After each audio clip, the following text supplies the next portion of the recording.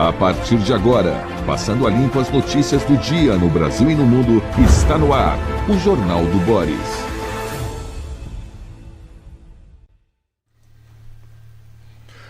Bom dia, muito bom dia. Está no ar o Jornal do Boris. O Jornal do Boris é um sobrevoo pelos principais acontecimentos do Brasil e do mundo a partir das primeiras páginas dos jornais.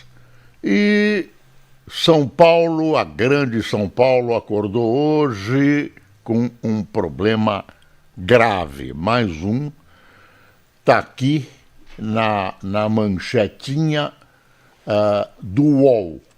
Greve da CPTM afeta linhas 11, 12 e 13 de trens em São Paulo. São trens importantes da Grande São Paulo, são trens urbanos que levam e trazem grande parte do operariado de São Paulo, dos empregados de São Paulo para os seus trabalhos, para os seus serviços. E toda essa disciplina dos automóveis, né, tudo isso foi revogado, né, para hoje. Né, os carros estão livres do rodízio e pronto, está instalado o caos. Vamos ver, dar uma espiadinha. Olha as fotos. Passageiros de São Paulo enfrentam superlotação, desinformação e atraso durante greve de trens em São Paulo. Quer ver? Passageiros enfrentam trens e estações lotadas na zona leste de São Paulo na manhã desta terça-feira com a greve de funcionários da Companhia de Trens Metropolitanos, a CPTM. Servidores das linhas 11, Coral, 12, Safira, 13, Jade, iniciaram uma paralisação de protesto contra a privatização dos ramais pelo governo Tarcísio de Freitas. Quero lembrar que nas primeiras horas de privatização já houve problemas graves na movimentação dos trens. Claro que em período eleitoral a gente não pode afastar devido às ligações sindicais das lideranças desta greve, que haja uma conotação de caráter político nessa greve.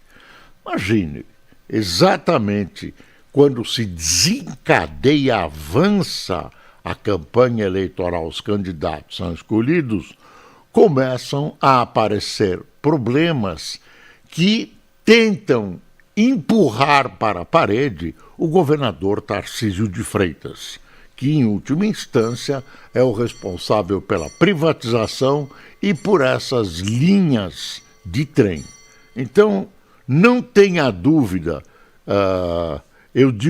falei suspeita, mas suspeito gravemente. Eu direi a você que eu não suspeito, que eu tenho certeza de que se trata de um movimento articulado, político, que tem sentido eleitoral contra o governador de São Paulo. Fica difícil, quem tem alguma rodagem, eu posso não ter boa rodagem, mas tenho de tempo para poder analisar fatos que se sucedem anos atrás de anos, lustros atrás de lustros, de greves, de movimentos semelhantes. Evidentemente, é um movimento de caráter político que acaba prejudicando a população trabalhadora. A Prefeitura de São Paulo coloca um sistema aqui em São Paulo chamado PAESE, que é uma abreviatura, tentando com ônibus, minimizar o que acontece. Mas é impossível um grupo de ônibus resolver o problema do transporte realizado por trens. Eu repito que são trens urbanos que unem a grande São Paulo e são essenciais. Olha aqui, olha as estações. Olha o pessoal indo trabalhar. Está frio em São Paulo e na madrugada fez mais frio, mas ainda temos dias assim, muito frio durante a noite e na parte da manhã vai esquentando, temos até calor à tarde. Passageiros se aglomeram na estação de Itaquera, alguns desistiram de ir para o trabalho por causa da demora. Aqui, perdas, prejuízo salarial. As linhas 12 e 13 estavam completamente paradas. Aí tem a frase de uma das vítimas, né, de uma das pessoas que não conseguiu viajar. Do jeito que está, melhor desistir, diz a doméstica Rosa Ferreira, de 50 anos, na estação Itaquera, que enfrentava superlotação esta manhã. Quer dizer, o pior é o seguinte, quer dizer, nem se pensa na população, nem se pensa, se usa a população politicamente para criar uma greve exatamente à beira das eleições. Eu não tenho dúvida, viu? Eu não tenho dúvida. Essas manobras dos sindicalistas brasileiros que estão na idade da pedra são manjadas há muito tempo, são conhecidas há muito tempo. E aí a gente que ficou em dúvidas quando os trens pararam, quando houve problema elétrico nas linhas, agora a gente tem certeza que nas primeiras horas da privatização, que as empresas assumiram o comando dos trens, a gente imaginou que pudesse ser uma questão de competência, etc., etc., que foi o que os grevistas tentaram projetar. Na verdade, fazia parte de um boicote contra as privatizações. O pessoal faz política baixa, sem consciência, né, e usando a população como massa de manobra. Isso é uma vergonha. Isso é uma vergonha. Deixar a população de um centro urbano do tamanho da grande São Paulo sem um transporte essencial, né, é de uma desumanidade, de uma falta de civilização imensa. A justiça cria algumas alternativas para facilitar a vida das pessoas, dá uma porcentagem de trens que tem que se movimentar.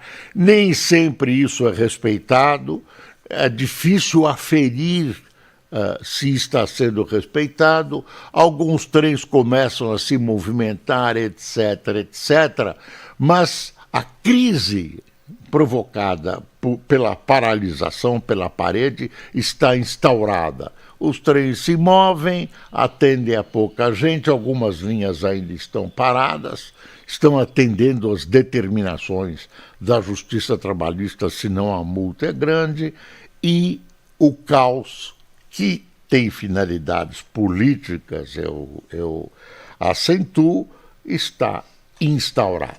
Está aqui, né? O governo de São Paulo adotou o plano de contingência e reforçou o transporte sob trilhos durante a paralisação. O metrô antecipou a operação para 4 horas e reforçou a operação na linha vermelha. A CPTM implementou um plano de contingência para operar parcialmente linhas 11 Coral e 12 Safira. Segundo o metrô, trens vazios poderão ser enviados às estações que apresentarem maior lotação nas plataformas, com o objetivo de agilizar os embarques e reduzir o tempo de espera. As desculpas e providências de sempre, que sempre são inúteis para resolver o problema.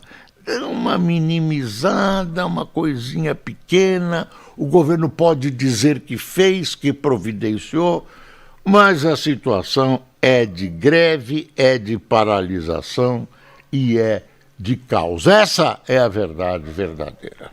Bom, deixa eu pegar a primeira página do Globo. Primeira página do Globo.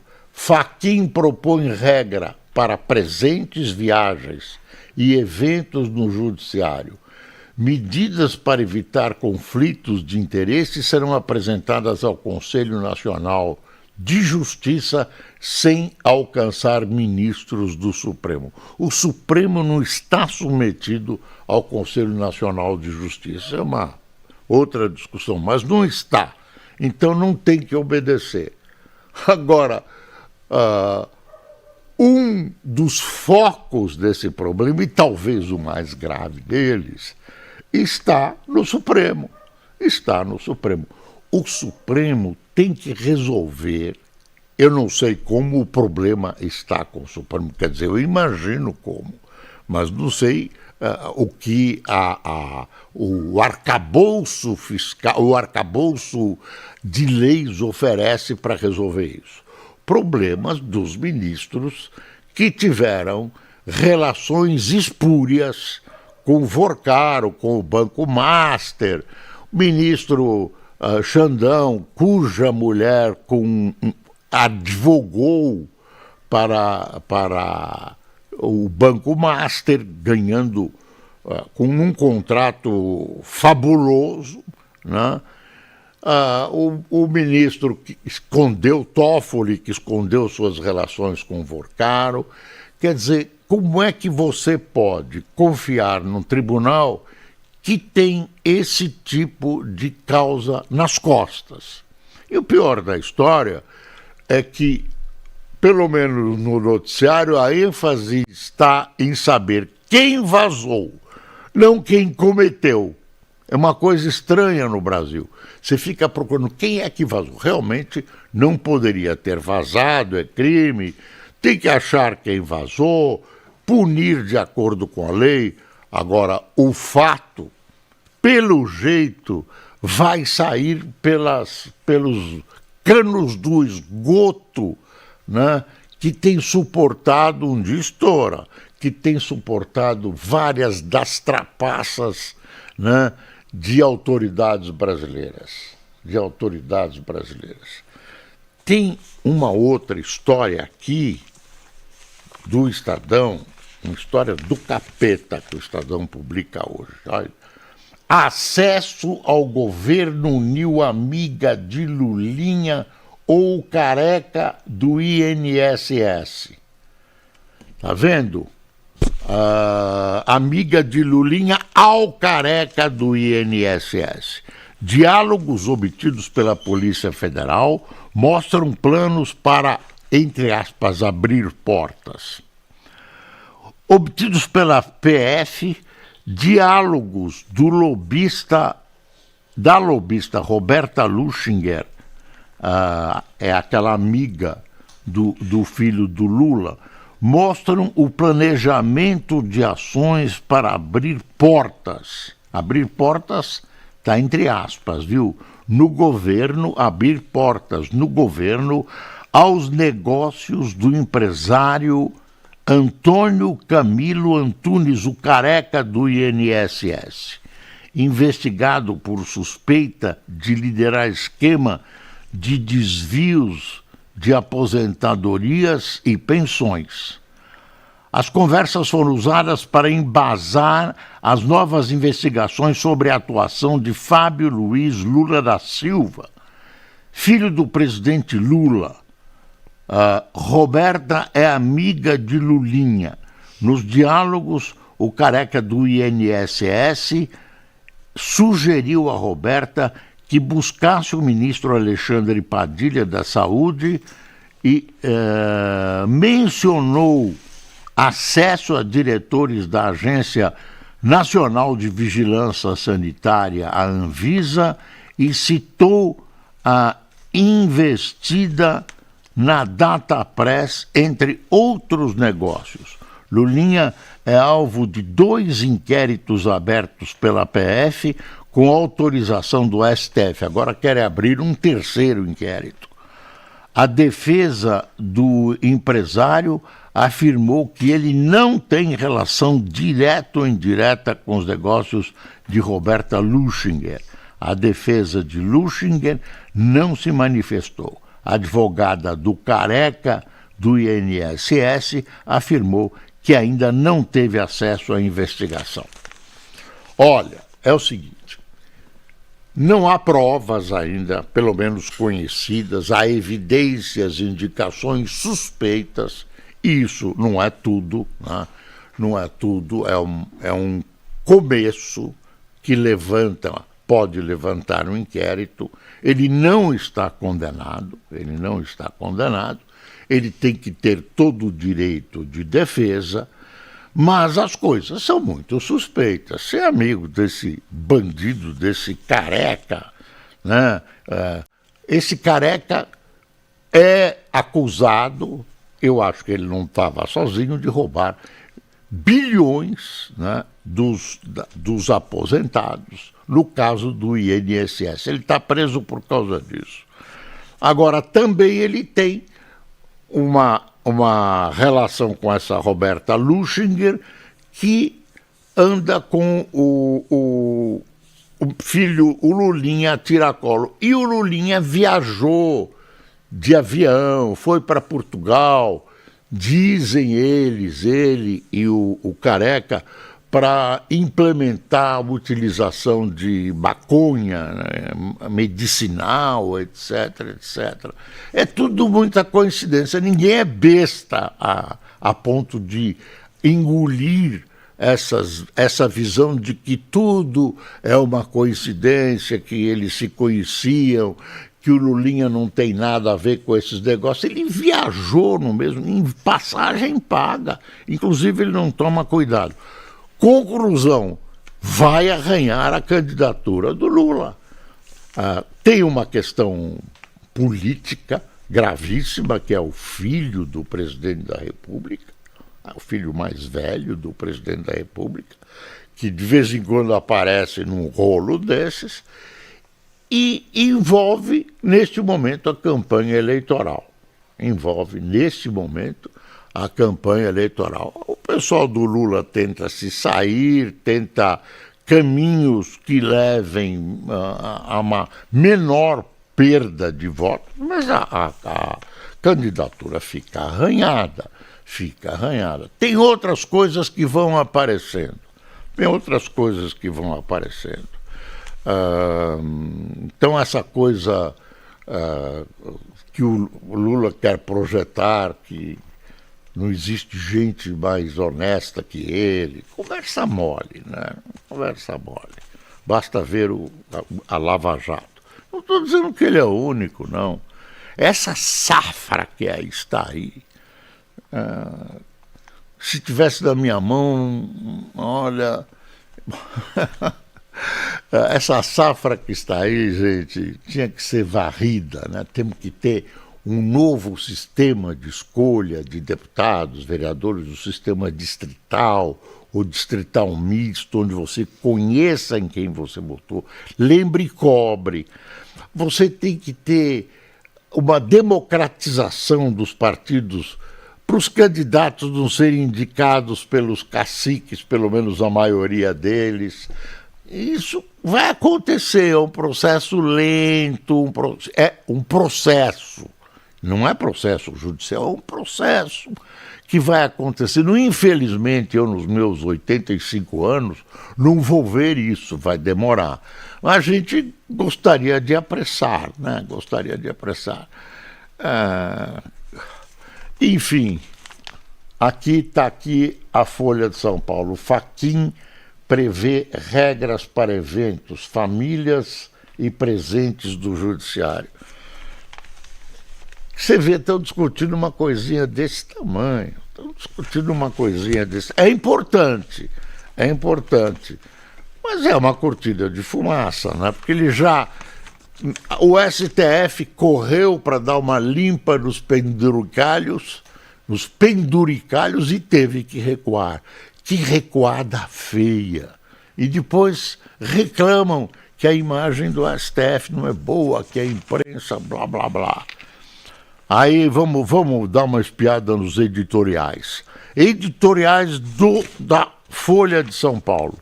Promessas de eventual Lula 4 são pouco críveis.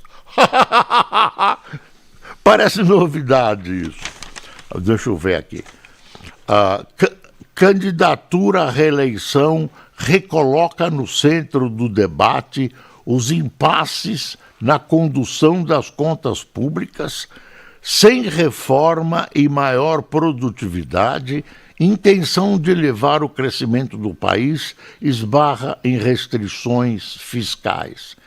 Quer dizer, nessa hora, todo mundo, e o Lula, que tem um gogó fantástico, tem que reconhecer, né? Consegue levar no papo todo mundo, é sedutor, inteligente, esperto, agora voltado para os seus próprios interesses, né? Que ele vai prometer mais a não ser as coisas que ele já prometeu? Ele já usou estoque de promessas e agora continua prometendo. Quer ver a linha fina disso? Forma-se um paradoxo. Enquanto o petista critica a desigualdade social, sua política fiscal a mantém, a desigualdade social. A conta de juros da dívida destinada a poucos aproxima-se de 1 trilhão neste ano. Aí ele não liga. Então, como as pessoas são, na grande maioria da população, despreparada para uma análise dessa, acaba acreditando nessas promessas vãs, impossíveis de serem cumpridas dos políticos, inclusive e especialmente o Lula. A grande pergunta que se faz é se apareceu agora porque Vossa Excelência, o Lula é Vossa Santidade, não fez antes. E olha, por coincidência, o Estadão, vamos dizer que o Estadão e a Folha combinaram. O título do Estadão, do editorial, Lula mais uma vez. Será a última eleição com Lula na cédula. Será, Estadão, será. Portanto, os brasileiros estão cansados de saber quem ele é, mas o petista é imbatível na arte de engambelar. Agora promete fazer diferente. Tudo vai ser diferente. Agora não, agora ele vai acertar. Depois de 4, treinou. O segundo editorial do Estadão é o que nós falamos. O STF na República dos Penduricalhos. A autorregulação do judiciário fracassou. Executivo e Congresso têm a obrigação de retirar das mãos das corporações jurídicas o regime remuneratório convertido em usina de privilégios. Não estou dizendo que são todos os magistrados, a maioria deles é correta, honesta, decente e competente, mas alguns que chegam no nível mais alto do poder, aí esses, minha gente, vocês conhecem, basta ver o noticiário, não tem... Careca, e tentam abafar de toda maneira. Continua a tentativa de abafar, e como esses escândalos se interligam e abrangem todo o espectro ideológico político, está todo mundo empenhado em tentar sepultar essas histórias. A gente não tem que deixar, viu? A imprensa de vez em quando... Careca do INSS acertou com amiga de Lulinha ações para acessar o governo. PF usou diálogos para embasar inquéritos envolvendo o filho do presidente. Sua defesa afirma que ele não tem relação direta ou indireta com os negócios de Roberta Luchinger. Bom, por enquanto não tem provas, por enquanto ele é inocente até prova em contrário, tem todo o direito de se defender, etc, etc. E os adversários do Lula exploram, é evidente, até exageram na exploração, é de parte a parte. Por exemplo, o Jacques Wagner teve um aumento brutal dos seus rendimentos, do seu patrimônio nessa época em que ele é senador. Aqui tem uma coisa da crise, setores de pedras preciosas e tabaco ainda buscam saídas para o tarifaço. Gente, tira a ilusão de que o Trump vai pensar no Brasil, que ele acha o Brasil bonitinho, que o Lula vai enfiar o gogó dele na cabeça do... Não vai, né? Isso veio para ficar, é uma coisa mundial. Não pensa que é só essa parte da volubilidade do nosso presidente Trump, né? Olha, TJ de São Paulo manda juízes informarem presença em eventos patrocinados. Olha, Exército decide comprar drones kamikazes no exterior. Nosso exército está desaparelhado. Israel expressa reservas ao plano Gaza. Irã nega a negociação com os Estados Unidos. Toda hora o Trump vem com uma novidade. Deixa eu acabar de ler a manchete. Irã nega a negociação com os Estados Unidos. Trump disse que regime iraniano é dissimulado. Presidente se irrita ao ser contrariado por autoridades iranianas e afirma que acordo que deve ser fechado nos próximos dias, segundo ele, seria a última chance de Teherã. Pelo menos umas 20 últimas chances o presidente já deu. Ele força a mão, né? Ele força a mão. Agora a gente não sabe com quem está a verdade. Eu não confio. Eu imagino que o Trump é movido pelos interesses políticos dele e o Irã é movido, se acha movido por Deus, se acha movido por Allah. Não tem a menor confiança nesse governo, num governo que se diz tangido pelo Senhor. Não dá, né? Não dá para... Nem os rabinos de Israel, de extrema-direita, que acham que tem que recuperar os reinos de Israel e Judá, da Bíblia e tal, e sufocar os palestinos. Também esses chefiados pelo Benjamin Netanyahu, que é outro, a gente pode confiar. Não dá para confiar, né? O ambíguo acordo com Hamas, anuncia o Estadão. O Estadão também aborda Espanha suspeita de ajuda do Marrocos. Luiz, me dá o tempo do jornal, eu não vi. Ele mostrou, ele é eficiente, mostrou. Olha aí, 1 minuto, pelo amor de Deus. Prefeitura vai à escola para garantir transferência de gestão de escolas. Tem 3 escolas da prefeitura que eles querem entregar para entidades. Eu tenho medo disso. Em todo caso, pode ser interessante. Agora precisa ver as circunstâncias. Deixa eu mostrar aqui o valor. Pequenas e médias empresas passam a liderar alta das recuperações judiciais. Ai, meu Deus, esse país. Bom, vamos lá para quem tomou cafezinho conosco. O café tá caro, Lula. Zélia Carvalho, Leonardo Cassimiro, Cleusa Carvalho, Elizabeth Borges, Diogo Pedron, Leila Severo, Robson Lagamba, José Geraldo, Nelson Mundardo, Antônio Serpa, Lauri Viana, Luiz Felipe, Hamilton Ribeiro de Cruzeiro, João Carlos de Ribeirão Preto, Erley Siqueira de Teresina, Israel Jales de Extrema, Acre. Tem uma cidade de Extrema no Acre também, eu não sabia. Pessoal, muito obrigado. Claro, a gente aborda o que está nas primeiras páginas, fica faltando uma ou outra coisa, ou muita coisa.